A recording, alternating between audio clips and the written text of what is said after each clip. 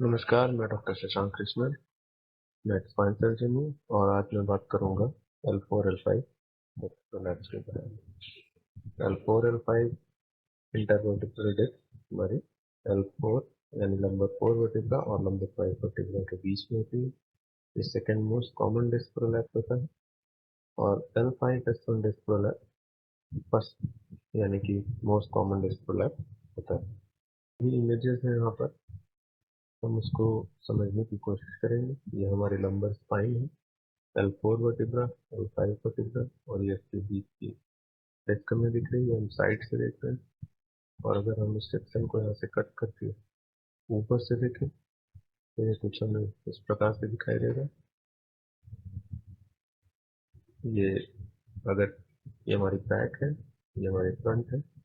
अगर ये पीछे वाले एरिया को हम यहाँ से हटा दें, बोन्स को रिमूव कर दें, तो हमें ये पीछे हमारी नर्व रूट है जिसको हम कॉर्ड एक्वाइना बोलते हैं, वो देखने को मिलेगी।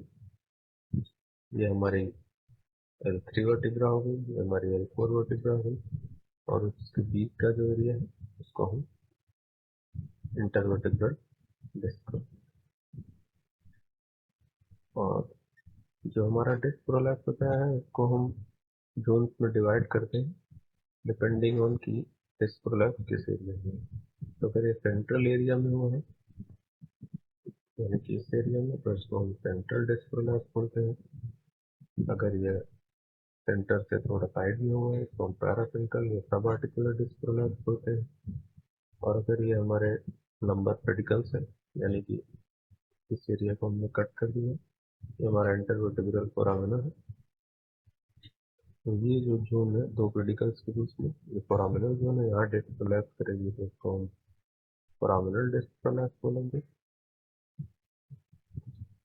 तो अगर L4 L5 डिस्क कोलैप्स होती है तो मोस्ट कॉमनली सेंट्रल या पैरासेंट्रल रीजन में कोलैप्स होता है 95% ऑफ द केसेस में, और 5% केस में फोरामिनल या फिर एक्स्ट्रा फोरामिनल डिस्क प्रोलैप्स देखने को मिल सकता है।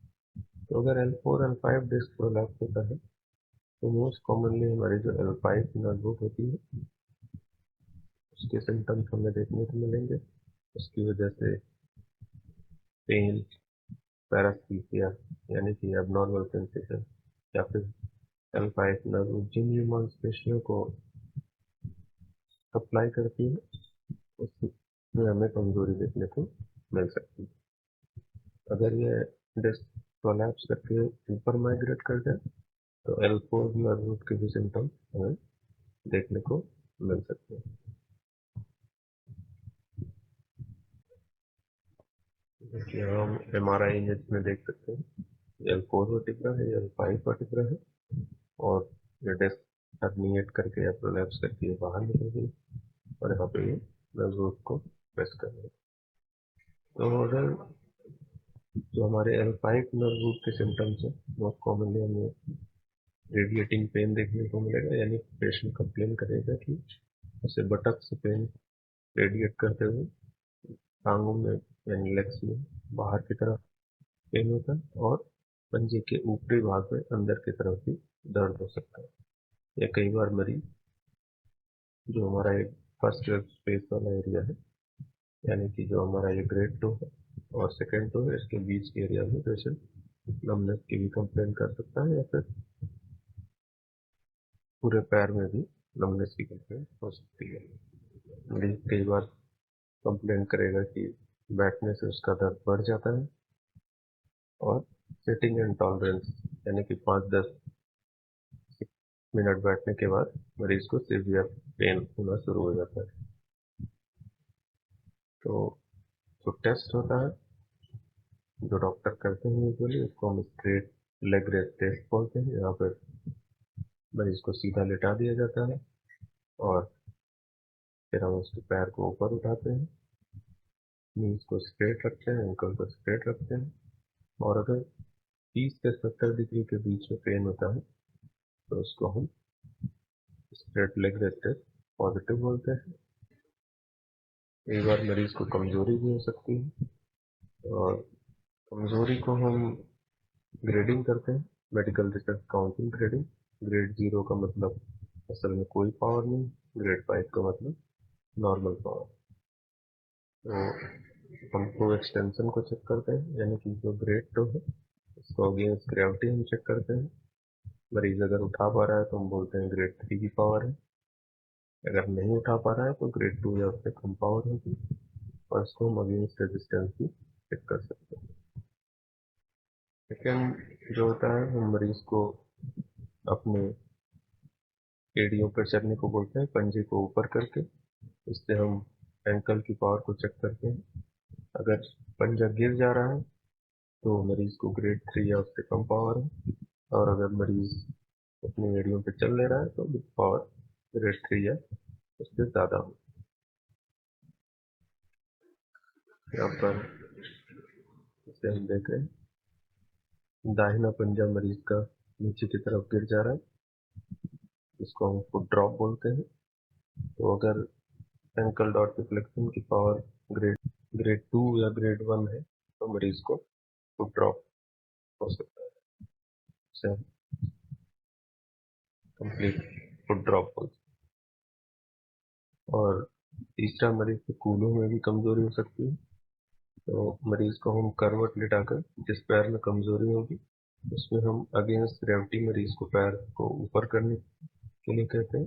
अगर मरीज पैर को ऊपर उठा पा रहा है तो हम बोलते हैं कि ग्रेड 3 की पावर है। अगर रेजिस्टेंस में मरीज उठा लेगा तो ग्रेड 4 या ग्रेड 5 की पावर हम चेक कर लें। और अगर मरीज बिल्कुल भी अपने हिप्स को नहीं रेज कर पा रहा है तो हम बोलते हैं कि पावर ग्रेड 2 या उससे कम है। तो, तो जो हमारे कूल्हा है, कई बार मरीज को हम अपने एक पैर पर खड़ा होने के लिए बोलते हैं। तो अगर जो है हमारी ये ग्लूटियस मीडियस मसल है, ये भी L5 नर्व द्वारा सप्लाई होती है। तो अगर इसमें कमजोरी है तो अगर हम मरीज को एक टांग पे खड़ा होने के लिए बोलेंगे तो मरीज खड़ा तो हो जाएगा, लेकिन उसका कूल्हा अपोजिट साइड में ड्रॉप करता है। यानी कि इसे हम एक तराजू की तरह समझे, ये मसल कुछ वजन इधर डाल रही है और अपोजिट साइड की मसल कुछ वजन इधर डाल रही है, तो ये हमारा तराजू एक तरीके से बैलेंस में है। और अगर एक तरफ से फोर्स कम होता है तो हमारा जो तराजू है वो दूसरी तरफ ड्रॉप कर देगा। एक्सट्रीम केस में मरीज को हम चला कर देखते हैं तो इस प्रकार से मरीज घबराता हुआ चलता है। इसको हम ट्रेंडलेनबर्ग गेट बोलते हैं। या तो मरीज का लेफ्ट पैर है वो अफेक्टेड है, तो मरीज जब चलता है तो उसका राइट साइड का कूलर ऐसे नीचे की तरफ गिर जाता है। इसको हम ट्रेंडलेनबर्ग गेट बोलते हैं। और मरीज को जब हम खड़ा करके देखते हैं, जो हमारा अफेक्टेड साइड है, अगर वो उस पर मरीज खड़ा होता है, अगर अपोजिट साइड का जो हमारा कूलर है पेल्विस है वो ड्रॉप कर जाती है, तो इसको हम ट्रेंडलेनबर्ग साइन बोलते हैं। तो मरीज इन सारे सिम्टम्स के साथ प्रेजेंट कर सकता है। और एक्सट्रीम केस में अगर बहुत बड़ा डिस्कन्डिशन है तो हमारी जो नीचे की रूट्स है वो भी अफेक्टेड हो सकती है, जिससे हमें S1 S2 S3 S4 सारी नर्व रूट्स हैं उनके भी सिम्टम्स देखने को मिल सकते हैं। और इसको हम एक्सट्रीम केस में अगर बहुत बड़ा डिस्क प्रोलैप्स है तो पेशेंट को कॉड इक्वाना सिंड्रोम भी हो सकता है, जिसके बारे में हम विस्तार से चर्चा करेंगे, जो कि एक मेडिकल इमरजेंसी